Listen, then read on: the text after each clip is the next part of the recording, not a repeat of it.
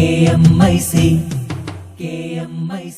നാടിന്റെ ചലനങ്ങൾ കൺമുന്നിൽ കാണാം, വാർത്താവിശേഷത്തിൻ ചെപ്പു തുറക്കാം. KMIC news.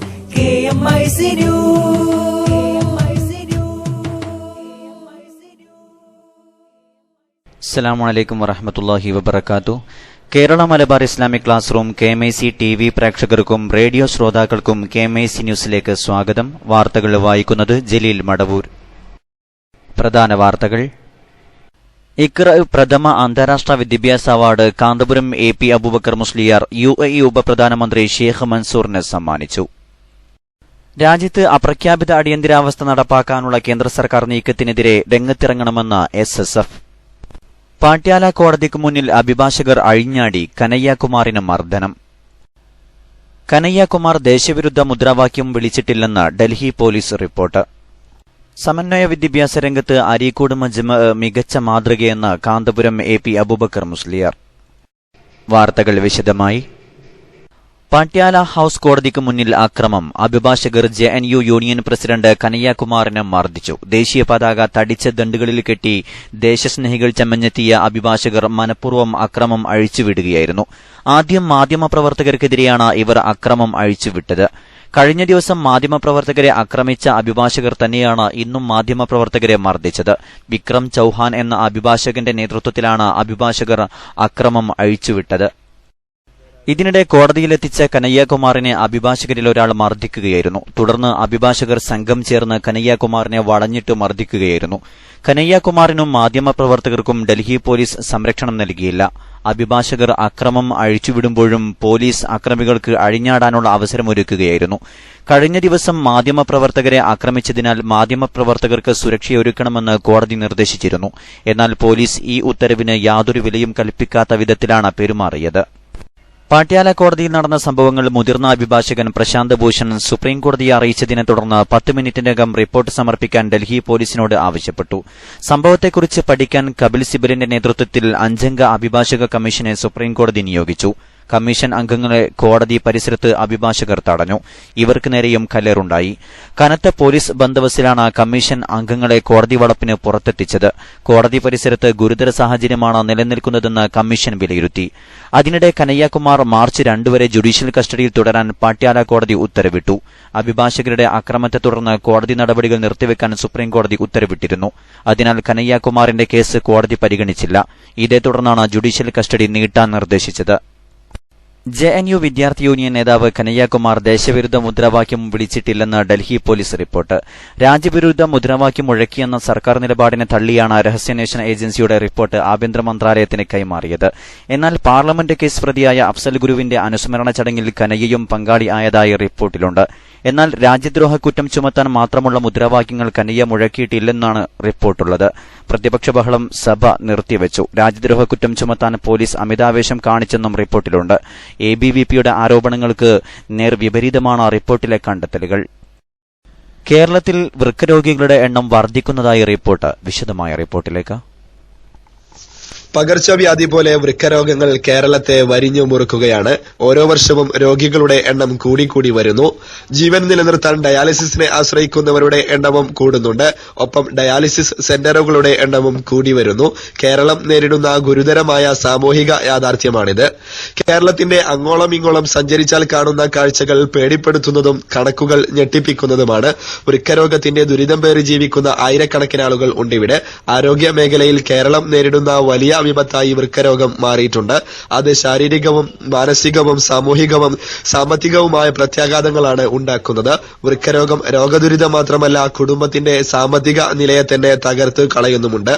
വർദ്ധിച്ചുവരുന്ന ചികിത്സാ ചെലവ് താങ്ങാനാവാതെ തളരുകയാണ് അനവധി കുടുംബങ്ങൾ. പണമില്ലാത്തതിനാൽ ചികിത്സ മുടങ്ങിപ്പോകുന്ന നിരവധി പേരുണ്ട് നമ്മുടെ ഇടയിൽ.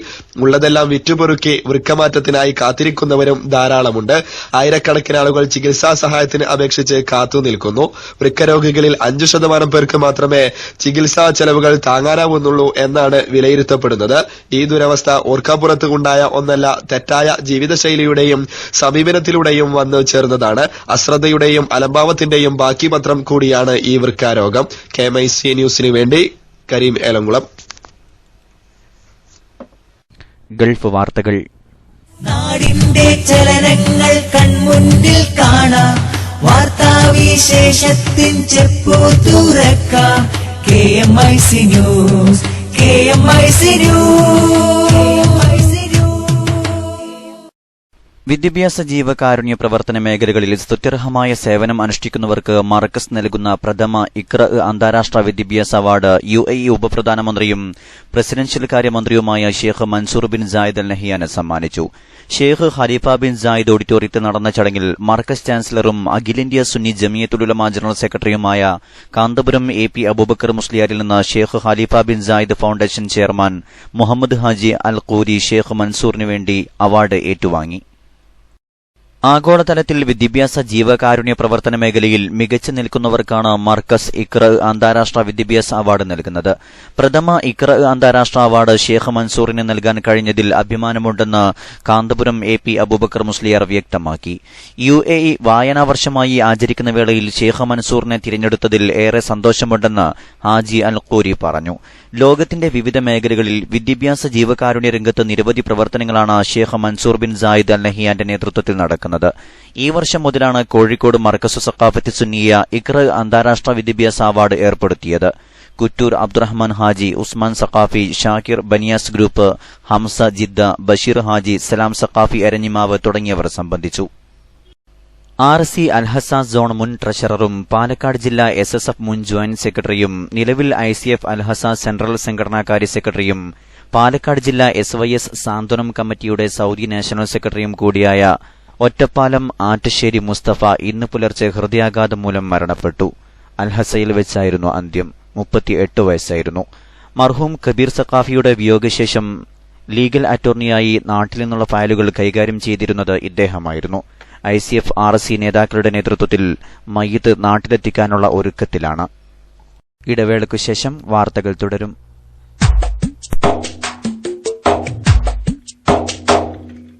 അറിവിനാഴക്കടല് താണ്ടി ആത്മീയ പ്രകാശമേ, അഖില ദേശ ഭാഷ പണ്ഡിതർക്കുമേലെ വാസമേ, ആയിരങ്ങൾ ആത്മതൃപ്തിയാലെ വാഴ്ത്തും നാമമേ, ആയിരങ്ങൾ ആത്മതൃപ്തിയാലെ വാഴ്ത്തും നാമമേ, AP അബൂബക്കർ ഉസ്താദ് എന്ന പുണ്യദീപമേ, അറിവിനാഴക്കടല് താണ്ടി ആത്മീയ പ്രകാശമേ, അഖില ദേശ ഭാഷ പണ്ഡിതർക്കുമേലെ വാസമേ.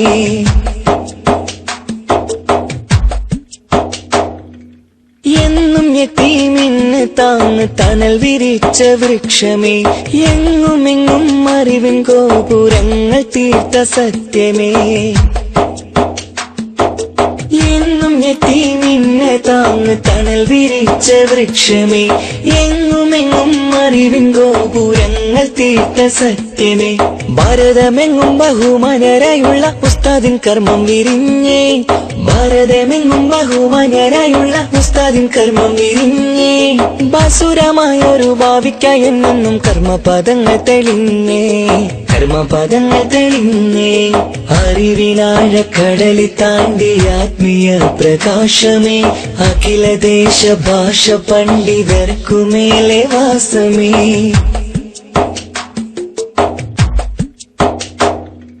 കാരന്തൂരിലെ മർക്കസിൽ അറിവിന്റെ മുത്തുകൾ പൂത്തേ, കാലഘട്ടത്തിനാകെ കൗതുക പൂക്കളായി വളർന്നേ,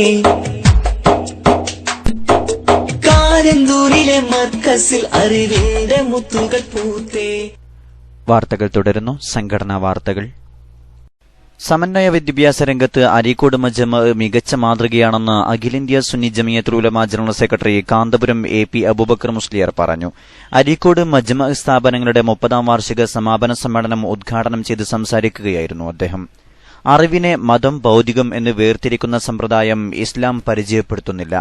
എന്നു മുതലാണ് മുസ്ലിംകൾ ഇങ്ങനെ രണ്ടായി വേർതിരിക്കുന്നതിലേക്ക് തിരിഞ്ഞത് എന്നത് പഠനവിധേയമാക്കേണ്ട കാര്യമാണ്. ആധുനികതയുടെ അതിപ്രസരത്തിൽപ്പെട്ടാണ് നമ്മുടെ വിജ്ഞാന സങ്കല്പങ്ങൾ തകിടം മറിഞ്ഞത് എന്ന് പറഞ്ഞാൽ തെറ്റാവുകയില്ല. വിശ്വാസിയുടെ എല്ലാ അറിവന്വേഷണങ്ങളും മതത്തിലധിഷ്ഠിതമായിരിക്കണം. ഈ ലക്ഷ്യത്തിലൂന്നിയാണ് മജ്മ 3 പതിറ്റാണ്ടുകാലമായി മുന്നോട്ടുവെക്കുന്ന വിജ്ഞാന പ്രസരണ പ്രവർത്തനങ്ങൾ.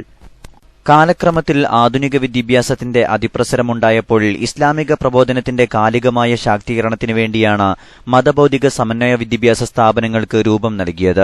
ഈ സംവിധാനത്തിന് മുൻകൈയെടുത്ത് സമസ്തയുടെ ആശീർവാദത്തോടെ SSF സംസ്ഥാന നേതൃത്വം അരീക്കോട് പ്രദേശം കേന്ദ്രീകരിച്ച് തുടക്കം കുറിച്ച സംരംഭമാണ് മജ്മ അരീക്കോടെന്നും കാന്തപുരം AP അബൂബക്കർ മുസ്ലിയാർ പറഞ്ഞു. രാജ്യത്ത് അപ്രഖ്യാപിത അടിയന്തരാവസ്ഥ നടപ്പാക്കാനുള്ള കേന്ദ്ര സർക്കാർ നീക്കത്തിനെതിരെ ജനാധിപത്യ ശക്തികൾ കൂട്ടായ പ്രക്ഷോഭത്തിനിറങ്ങണമെന്ന് SSF സംസ്ഥാന സെക്രട്ടേറിയറ്റ് ആവശ്യപ്പെട്ടു. JNU വിദ്യാർത്ഥികളുടെ ജനാധിപത്യ സമരങ്ങളെ ദേശദ്രോഹ മുദ്ര ചാർത്തി അടിച്ചമർത്തുകയാണ് കേന്ദ്ര ഭരണകൂടം. സംഘ് പരിവാറിനോട് വിയോജിക്കുന്നവരെ കൊലപ്പെടുത്തിയും കള്ളക്കേസ് ചുമത്തി ജയിലിലടച്ചും നിശബ്ദരാക്കാനുള്ള നീക്കത്തിലൂടെ പൌരന്മാരുടെ ഭരണഘടനാപരമായ സ്വാതന്ത്ര്യം ഹനിക്കപ്പെടുകയാണ്. മഹാത്മാഗാന്ധി മുതൽ MS കൽബുർഗി വരെയുള്ളവരെ കൊലപ്പെടുത്തിയ അതേ ഫാഷിസ്റ്റ് ബോധമാണ് JNUവിലെ വിദ്യാർത്ഥികൾക്കെതിരെയും പ്രയോഗിക്കപ്പെടുന്നത്. JNU പ്രശ്നത്തിൽ വിദ്യാർത്ഥികളെ പിന്തുണച്ച രാഷ്ട്രീയ നേതാക്കളുടെ ദേശസ്നേഹം ചോദ്യം ചെയ്യുന്ന സംഘ് പരിവാർ ഗാന്ധിവധം, ബാബരി തകർച്ച ഉൾപ്പെടെയുള്ള ദേശദ്രോഹ പ്രവർത്തനങ്ങളുടെ പേരിൽ രാജ്യത്തോട് മാപ്പ് ചോദിക്കുകയാണ് ആദ്യം ചെയ്യേണ്ടത്. ഇന്ത്യൻ സ്വാതന്ത്ര്യ സമരത്തെ തള്ളിപ്പറഞ്ഞ് ബ്രിട്ടീഷ് അനുകൂല നിലപാടെടുത്ത RSSൽ നിന്ന് രാജ്യസ്നേഹം പഠിക്കേണ്ട ദുർഗതി ഇന്ത്യൻ ജനതയ്ക്കില്ല. JNU പ്രശ്നത്തിൽ അന്യായമായി അറസ്റ്റ് ചെയ്ത് ജയിലിലടച്ച വിദ്യാർത്ഥികളെയും വിദ്യാർത്ഥി നേതാക്കളെയും മോചിപ്പിക്കാനും അവർക്കെതിരായ കള്ളക്കേസ് പിൻവലിക്കാനും കേന്ദ്ര സർക്കാർ തയ്യാറാകണമെന്നും SSF ആവശ്യപ്പെട്ടു. NV അബ്ദുറസാഖ് സഖാഫി അധ്യക്ഷത വഹിച്ചു. അവസാനമായി പ്രധാന വാർത്തകൾ ഒരിക്കൽ കൂടി. ഇഖ്റ പ്രഥമ അന്താരാഷ്ട്ര വിദ്യാഭ്യാസ award Kanthapuram AP Abubakar Musliyar UAE ഉപപ്രധാനമന്ത്രി ഷെയ്ഖ് മൻസൂറിന് സമ്മാനിച്ചു. രാജ്യത്ത് അപ്രഖ്യാപിത അടിയന്തരാവസ്ഥ നടപ്പാക്കാനുള്ള കേന്ദ്ര സർക്കാർ നീക്കത്തിനെതിരെ രംഗത്തിറങ്ങണമെന്ന് SSF. കനയ്യകുമാർ ദേശവിരുദ്ധ മുദ്രാവാക്യം വിളിച്ചിട്ടില്ലെന്ന് ഡൽഹി പോലീസ് റിപ്പോർട്ട്. സമന്വയ വിദ്യാഭ്യാസ രംഗത്ത് അരീക്കോട് മജ്മ മികച്ച മാതൃകയെന്ന് കാന്തപുരം AP അബൂബക്കർ മുസ്ലിയാർ. പാട്യാല കോടതിക്ക് മുന്നിൽ അഭിഭാഷകർ അഴിഞ്ഞാടി, കനയ്യകുമാറിന് മർദ്ദനം. ഇതോടെ KMIC ന്യൂസ് ബുള്ളറ്റിൻ സമാപിക്കുന്നു. അടുത്ത ന്യൂസ് ബുള്ളറ്റിൻ സൗദി സമയം രാത്രി 10:30, തുടർന്ന് നാളെ വൈകിട്ട് ഇന്ത്യൻ സമയം 7 മണിക്ക്. ന്യൂസുകൾ അയക്കേണ്ട വിലാസം KMIC News Time @gmail.com. അസ്സലാമു അലൈക്കും വറഹ്മത്തുള്ളാഹി വബറകാതുഹു.